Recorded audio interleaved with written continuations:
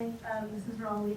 and I'm going to be talking about this piece here. This piece is called Down Here in the Bottom, parentheses, Sula. And when I think about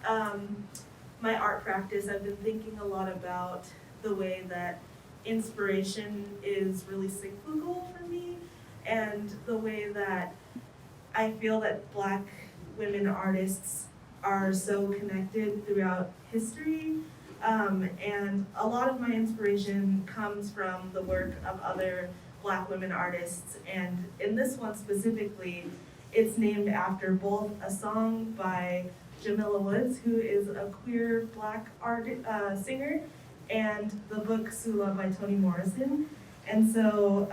Jamila Woods has always been a really big inspiration for me. I really love how she taps into ancestry in her work and how she sort of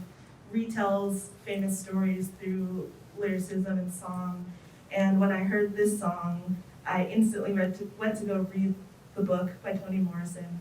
and just fell in love with it and the idea that even though it's not necessarily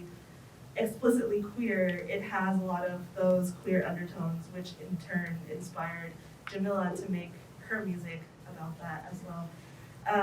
And so I just love to think about the idea that in the grand scheme of art history, instead of it being a line, like a timeline, it's like a circle, and we all sort of come back around to look and to engage with and to obsess over and fall in love with each other's work, only to continue that cycle of inspiration. And so I was calling that in when I was making this piece, thinking about Toni and thinking about Jamila and thinking about hopefully the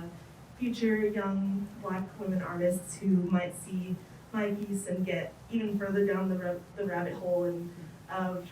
the cyclical inspiration. And just thinking about how all art comes back around and it never really dies, even when they are our ancestors, and how we can always call them back in when we are producing our own work in the future.